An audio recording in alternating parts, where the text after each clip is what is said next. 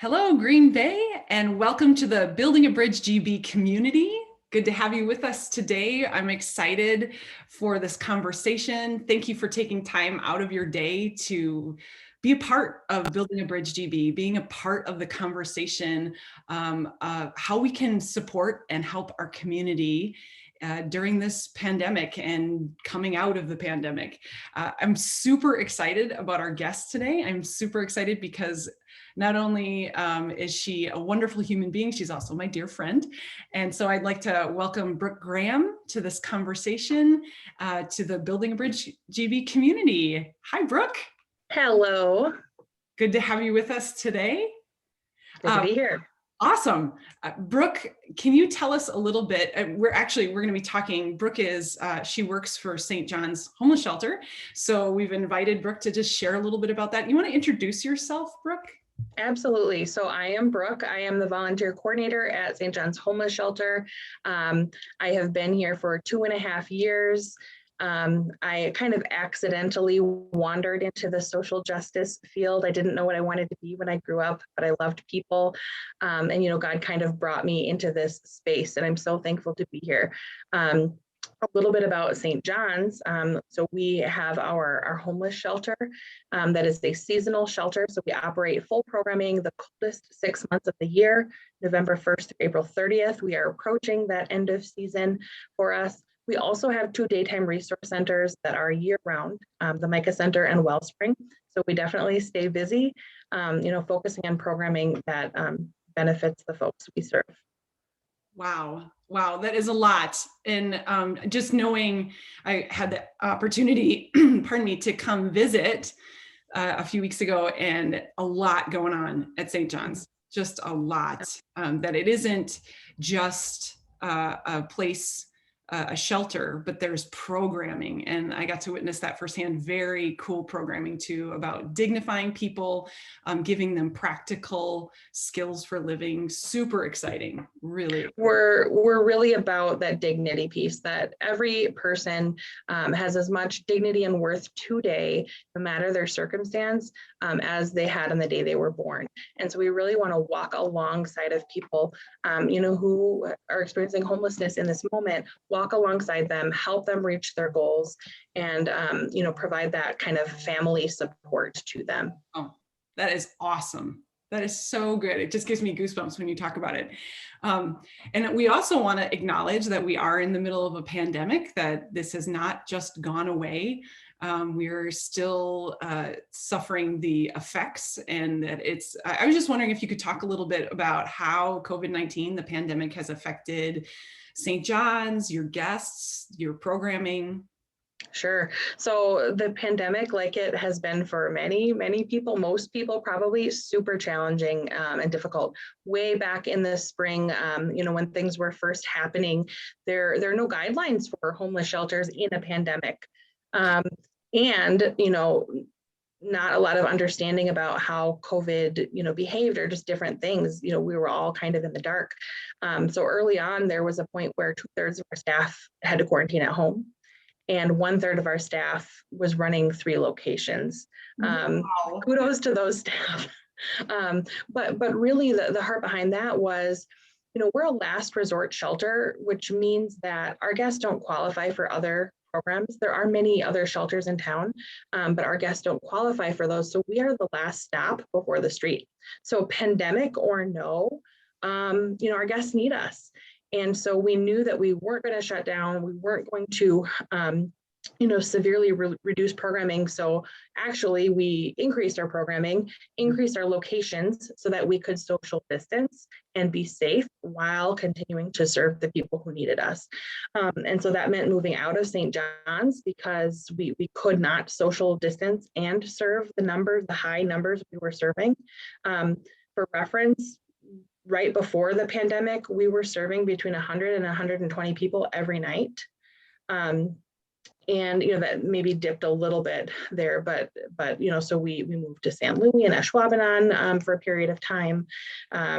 We had people quarantining in a local hotel that we staffed. So just lots and lots of moving pieces, but really just knowing that community resources were reducing or closing, understandably so due to the pandemic, but knowing that our guests needed us.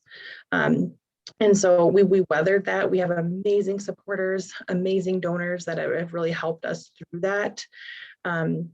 And I guess another piece of that, which I think many people at home can relate to as well, just the toll of the pandemic on mental health. And so we see that our staff getting weary, our guests struggling with some of that social isolation, or just navigating a pandemic is different and new. And so we definitely see the strain just on mental health all around as well. Wow. Thank you for sharing all that, Brooke. It's very enlightening for all of us who haven't walked right side by side with you in this, to know what this experience has been like for not only St. John's, but the people that you're servicing within our community. These are our neighbors. These are our community members. And it's just good to hear, well, hard to hear, but Right. informative and helpful. Well, even just the concept of us being safer at home. What happens when you don't have a home? How do you be safe? And that really is another reason why we did things the way we did. That St. John's is home for our guests while they are with us. And so what do we want home to look like? What do they want home to look like? How can we provide that? Wow. That gets me really emotional. Thank you for sharing that. And thank you for doing that for our community. I was wondering too, Building a Bridge GB is about inviting the community, inviting Green Bay to be the givers that we are, to invest financially for a year, do a monthly gift, committing to that monthly gift to come alongside homeless shelters, food pantries, and meal programs throughout Green Bay, really targeting our own population of people, helping our neighbors, helping our community members get to the other side of this pandemic. So that's what we're about. And I was wondering if you could speak to the impact that monthly giving has on an organization like yours. Sure. I mean, it's huge. We are not government funded, and so we rely on donations from individuals, from churches. We this year have also been able to utilize some grant funding.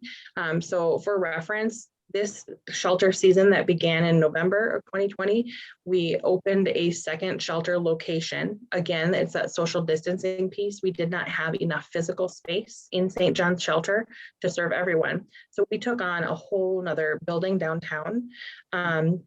Which is hundreds of thousands of dollars beyond our budgeted number, and so it's critical. Giving and I'll lump in that grant funding too is essential for us to continue to do what we do. But I'll add that every time we step out in faith, God provides, and so thankfully we're in a great spot. We feel the provision, we feel the love and support of our donors. But that's kind of more of like a macro level. On like a basic level, I'm thinking of the monthly wish list that we put out, simple things. But let's say that men's gym shorts are on there, which they are. You're changing someone's perception of themselves by giving clean, nice clothing. Can you imagine what that would feel like to only have the clothes on your back, and then to be given something that allows you to like walk in dignity? So it's a simple thing that when you give, whether it's donations of items or financial donations, it is impactful, every single thing. Wow. Yeah. And that just speaks to the dignity of all of us. Like when we share, and when it reminds me of a conversation, or actually it wasn't even a conversation, but I heard someone say once that it's just taking turns, that really ultimately we are all in this together. We're all a community. I loved what you said about the dignity we've had since birth, that it has not changed. It can't be marred. It can't be taken from us. But that something like a gift could acknowledge the dignity. Acknowledge and remind. Sometimes we forget, right? Yeah. I'm hard on myself personally, right? Like I'm going to be the hardest person to me. And so I might forget the incredible worth that I have from my creator that I've had since birth. Nothing I do is going to change that. None of my circumstances will change that. But for someone to come alongside and just remind you, like, you are worthy, you are enough, and I'm going to walk with you. It changes everything. It does. Whew. Yeah, that was beautiful. I'm like, woo, where are my tissues? That was, yeah, that's just good truth. It's good truth. And so as we close up our time here, Brooke, is there anything else that you'd like to share with the Building Bridge community? I mean, stay tuned. Molly said it. Things are always changing. We're always trying to meet the need in different ways. We're about to launch some really exciting outdoor programming this summer. So follow our social media. Feel free to contact me. I'll make sure Molly gets my contact information. If you want to be a part of that, if you want to volunteer, if you want to learn more about giving, absolutely contact us, but stay tuned because things are always exciting around here. Oh, Brooke, it has been so good to be with you. I adore you, my friend. But I thank you. I thank you for all the staff at St. John's and all the volunteers, donors, the people that are making this happen, and the guests. Yeah. That we are in this together and we're going to get through this together. So thank you for your time. Thank you. I know your life is probably so busy, but thank you. And thank you to St. John's for what you do for our community. Thanks.